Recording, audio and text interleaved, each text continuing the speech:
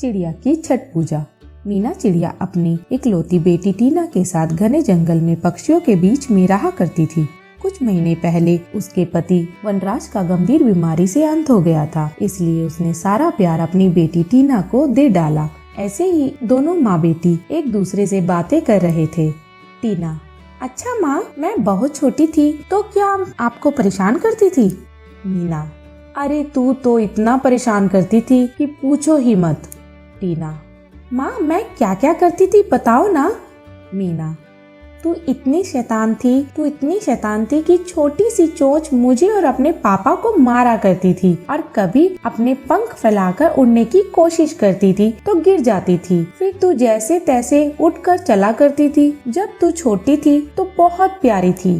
टीना: इसका मतलब माँ मैं अब आपको प्यारी नहीं लगती? मीना: अरे अब तो और भी बदमाश हो गई है ना बेटा।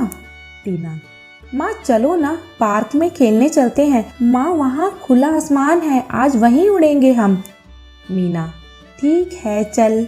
ऐसा कहकर दोनों माँ बेटी टीना और मीना पार्क में उड़ने के लिए जाते हैं और बाकी चिड़ियों के साथ उड़ने लगते हैं। तभी आगे जाकर जाल में टीना फंस जाती है, जो कि बहुत कांटेदार जाल था। अपने पंख को निकालते निकालते टीना मूर्छित होकर गिर पड़ी और दर्द से कराते हुए कहती है।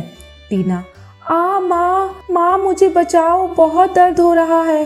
मीना: टीना बेटी तुझे क्या हुआ? मैं आ रही हूँ बेटा। अरे कोई मेरी मदद करो, मेरी बेटी को इस जाल से बाहर निकालो। वह सभी को मदद की गुहार लगाती है, मगर कोई उसकी मदद करने नहीं आता। जैसे तैसे वह खुद ही उस जाल में जाकर धीरे धीरे अपनी चोंच से बेटी को खींचकर बाहर निकालती है और उसे हॉस्पिटल लेकर जाती है, जहाँ डॉक्टर उसका इलाज करते हैं। कुछ देर बाद डॉक्टर बाहर आकर कहता है। डॉक्टर: मीना जी, आपकी बेटी टीना की कंडीशन बहुत ही क्रिटिकल है। जाल में फंसने से उसके दोनों पंखों पर जोर पड़ा है। वह घायल हो गई है। कम से कम 1 महीने तक वो शायद उड़ नहीं पाएगी। अब तो आपकी बेटी को सिर्फ हौसला और दुआ ही ठीक कर सकती है।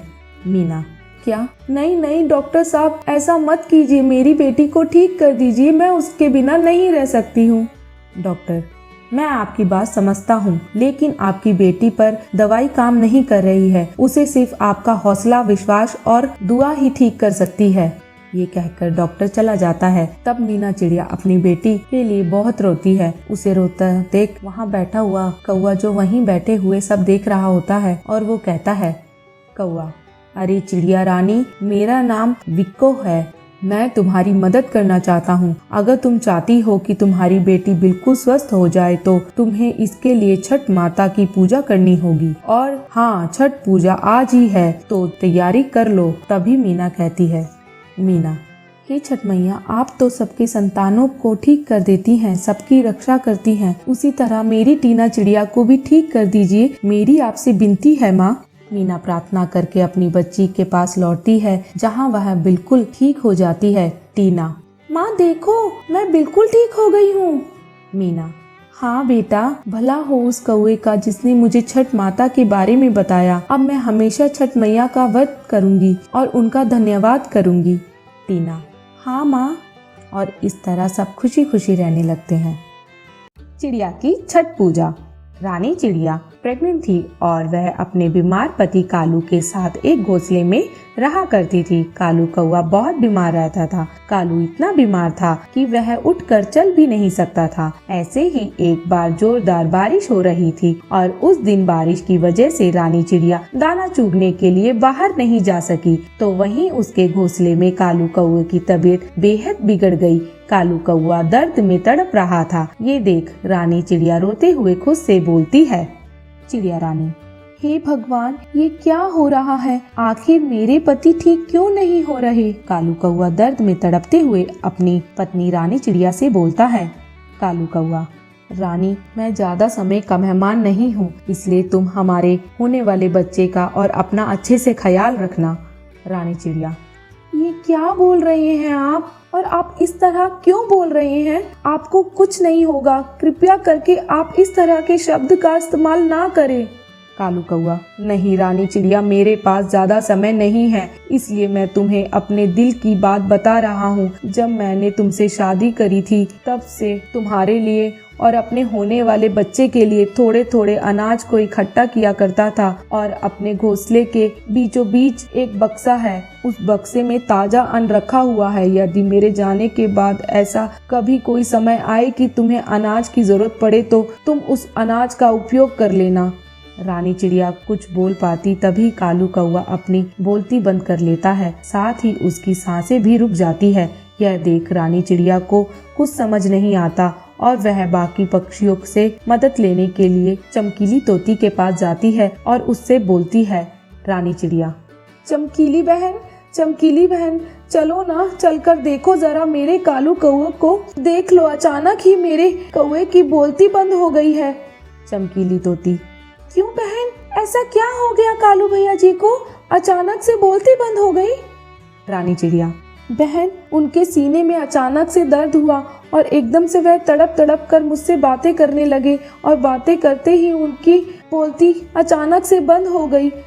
चमकीली तोती, लेकिन रानी चिड़िया, बाहर तो इतनी तेज बारिश हो रही है, मैं तुम्हारे घर नहीं जा सकती। अगर मैं गई तो मेरी सारी चमक निकल जाएगी बारिश में, और अगर मेरी चमक निकल गई तो मेरा सिर्फ नाम ही चमकेगा। मैं नहीं, मुझे माफ करना, मैं तुम्हारे साथ तुम्हारे घर नहीं जा सकती।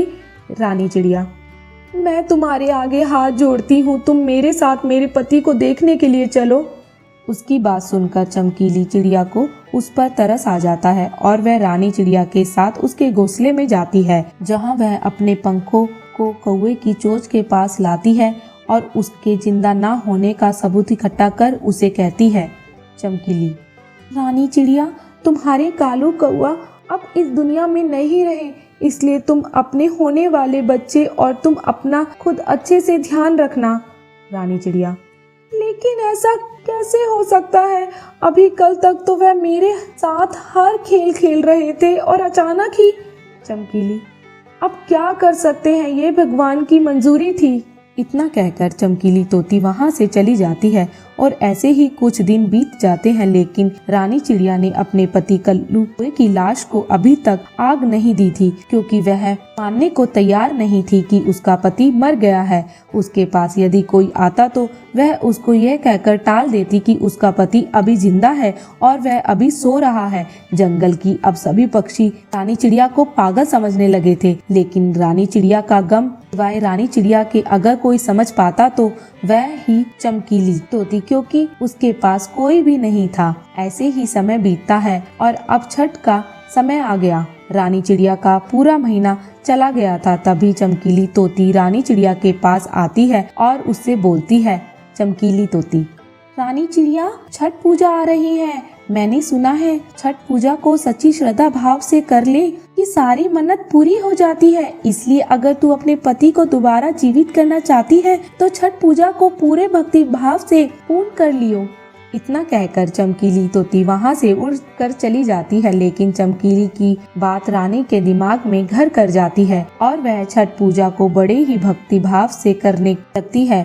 वह शाम के वक्त तक पानी में खड़ी रहती है जब तक सूरज डूब न जाए, और जैसे ही सूरज डूबता है वैसे ही वह सूरज को जल चढ़ाती है और पानी से बाहर आकर अपने घर में चली जाती है। ऐसे ही वह सुबह की छठी पूरी कर लेती है। जैसे ही सूर्योदय होता है वैसे ही रानी चिड़िया अपने दोनों हाथों को जोड़ते हुए अपनी मन्नत मांगती है और कहती है, रानी चिड़िया, हे छठ मैया, मैं चाहती हूँ कि मेरे कालू कौवे को आप दोबारा जीवित कर दें और हमारा खुशहाल परिवार दें।